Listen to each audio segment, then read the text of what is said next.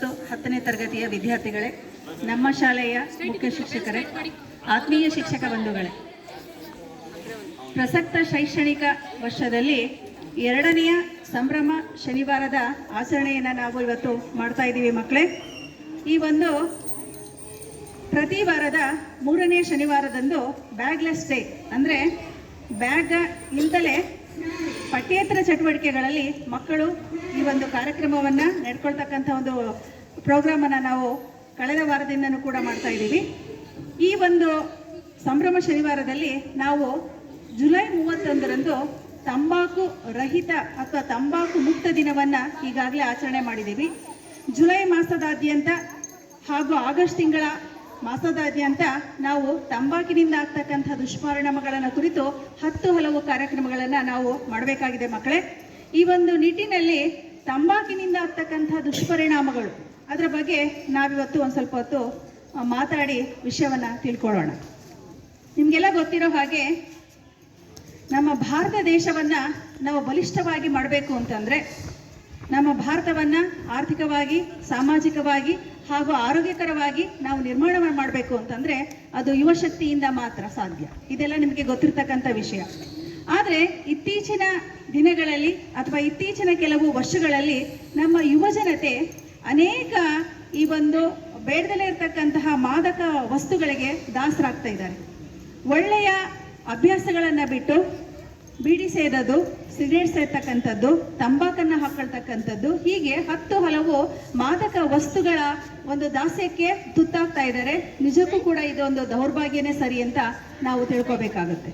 ಯಾಕೆ ಅಂತಂದರೆ, ಚಿಕ್ಕ ವಯಸ್ಸಿನಲ್ಲಿ ನೀವೇನು ಕಲ್ತ್ಕೊಂತೀರಲ್ಲ, ಅದರಲ್ಲೂ ಕೂಡ ಹದಿ ವಯಸ್ಸು ಅಂತ ಏನು ಹೇಳ್ತೀವಲ್ಲ, 8, 9, 10ನೇ ತರಗತಿಯ ಈ ವಯಸ್ಸಿನಲ್ಲಿ ನೀವೇನು ಒಳ್ಳೆಯ ಆರೋಗ್ಯಕರ ಹವ್ಯಾಸವನ್ನು ಬೆಳೆಸ್ಕೊಳ್ತೀರಾ, ಮುಂದಿನ ದಿನಗಳಲ್ಲಿ ಅದೇ ನಿಮಗೆ ಒಂದು ಶಕ್ತಿಯಾಗಿ ನಿಮ್ಮ ಜೀವನವನ್ನು ಉತ್ತಮ ರೀತಿಯಲ್ಲಿ ನಡೆಸ್ಕೊಳ್ಳೋದಕ್ಕೆ ಖಂಡಿತ ಸಹಾಯ ಆಗುತ್ತೆ.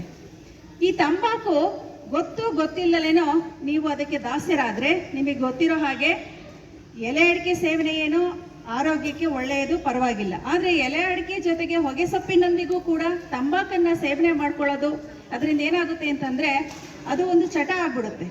ಪ್ರಾರಂಭಿಕ ಹಂತದಲ್ಲಿ ಅವರು ಅದಕ್ಕೆ ಬಲಿಯಾಗ್ತಾರೆ. ಬರ್ತಾ ಬರ್ತಾ ಬರ್ತಾ ಆ ಚಟನೆ ಅವರನ್ನ ಇನ್ನ ಸೇವಿಸುವಂತೆ ಅವರಿಗೆ ಉತ್ತೇಜನವನ್ನು ಕೊಡುತ್ತೆ. ತಂಬಾಕು ಸೇವನೆಯಿಂದ ಮಕ್ಕಳೇ ನಿಮಗೆ ಗೊತ್ತಿರ್ಬೋದು, ಪ್ರಾರಂಭಿಕ ಹಂತದಲ್ಲಿ ಬಾಯಿ ಕ್ಯಾನ್ಸರ್ ಬರುತ್ತೆ. ಅದನ್ನು ಹಾಗೆ ಬಿಟ್ಟರೆ ನಿಮಗೆ ಗೊತ್ತಿರೋ ಹಾಗೆ ಕ್ಯಾನ್ಸರ್ ಅಂತಕ್ಕಂಥದ್ದು ಒಂದು ಗೆಡ್ಡೆ, ಇಡೀ ದೇಹದ ತುಂಬ ಆ ಗೆಡ್ಡೆ ಬೆಳ್ಕೊಳ್ಳೋದಕ್ಕೆ ಪ್ರಾರಂಭ ಆಗಿ ಕಡೆಯಲ್ಲಿ ಸಾವು ಕೂಡ ಸಂಭವಿಸುತ್ತೆ. ಜೊತೆಗೆ ಆ ವ್ಯಕ್ತಿ ಈಗ ಯಾವುದೇ ಒಬ್ಬ ತಂಬಾಕು ಸೇವನೆ ಮಾಡ್ತಕ್ಕಂಥ ವ್ಯಕ್ತಿಯ ಆರೋಗ್ಯದಲ್ಲಿ ಅನೇಕ ಏರುಪೇರುಗಳು ಉಂಟಾಗ್ತವೆ. ಪದೇ ಪದೇ ಅನಾರೋಗ್ಯ ತಪ್ಪತಕ್ಕಂಥದ್ದು, ಆಮೇಲೆ ಉಸಿರಾಟಕ್ಕೆ ಸಂಬಂಧಪಟ್ಟಂಥ ತೊಂದರೆಗಳು ಬರ್ತಕ್ಕಂಥದ್ದು, ಕ್ಯಾನ್ಸರ್ನಂತಹ ಅನೇಕ ರೋಗಗಳು ಆ ವ್ಯಕ್ತಿಗೆ ಬರುತ್ತೆ. ಆ ಕಾರಣದಿಂದ ಒಬ್ಬ ವ್ಯಕ್ತಿ ಮಾನಸಿಕವಾಗಿ, ದೈಹಿಕವಾಗಿ ಸದೃಢ ಆಗಬೇಕು ಅಂತಂದರೆ ಅವನು ಒಳ್ಳೆಯ ಆರೋಗ್ಯಕರ ಅಭ್ಯಾಸಗಳನ್ನು ಪ್ರಾರಂಭದಿಂದಲೇ ಮಾಡ್ಕೋಬೇಕಾಗುತ್ತೆ.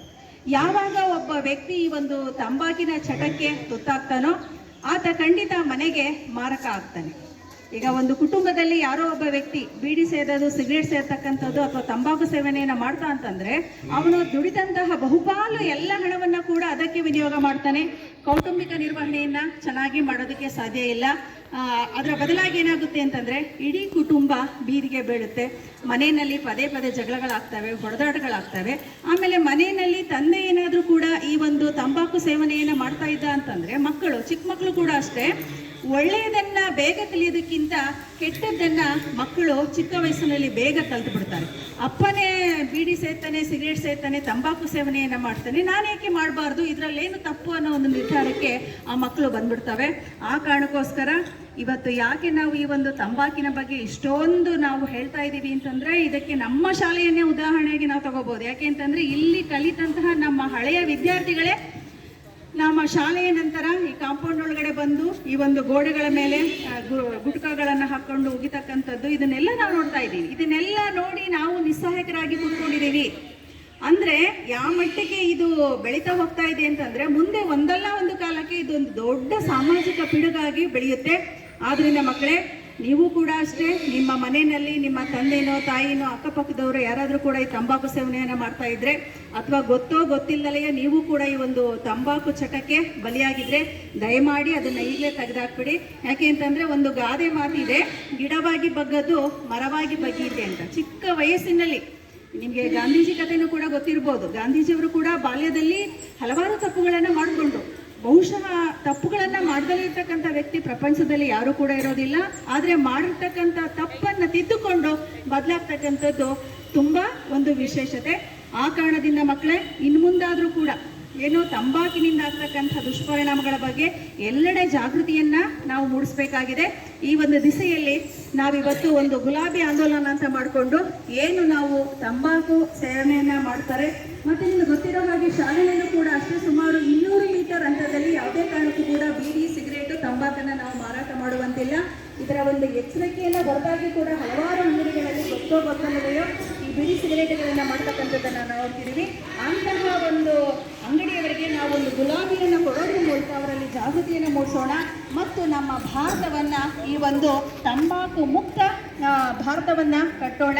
ಈ ಒಂದು ದಿಶೆಯಲ್ಲಿ ಎಲ್ಲ ಮಕ್ಕಳು ಕೂಡ ಜಾಗೃತರಾಗಬೇಕು ಮತ್ತು ಈ ಒಂದು ಆಂದೋಲನದಲ್ಲಿ ಮತ್ತು ಈ ಗುಲಾಬಿ ಆಂದೋಲನದಲ್ಲಿ ಎಲ್ಲ ಮಕ್ಕಳು ಕೂಡ ಸಕ್ರಿಯವಾಗಿ ಪಾಲ್ಗೊಳ್ಬೇಕು ಅನ್ನೋ ಒಂದು ಮಾತನ್ನು ಹೇಳ್ತಾ, ಈ ಒಂದು ತಂಬಾಕಿನಿಂದ ಆಗ್ತಕ್ಕಂಥ ದುಷ್ಪರಿಣಾಮಗಳ ಬಗ್ಗೆ ಒಂದೆರಡು ನಾನು ಮಾತುಗಳನ್ನು ಹೇಳೋದಕ್ಕೆ ಅವಕಾಶ ಮಾಡಿಕೊಟ್ಟಂತಹ ನಮ್ಮ ಶಾಲೆಯ ಮುಖ್ಯ ಶಿಕ್ಷಕರಿಗೆ, ಶಿಕ್ಷಕ ಬಂಧುಗಳಿಗೆ ಹಾಗೂ ಎಲ್ಲ ಪ್ರೀತಿಯ ವಿದ್ಯಾರ್ಥಿಗಳಿಗೆ ಧನ್ಯವಾದಗಳನ್ನು ಹೇಳಲು ಬಯಸ್ತಾ ಇದ್ದೀನಿ. ಜೈ ಹಿಂದ್, ಜೈ ಕರ್ನಾಟಕ.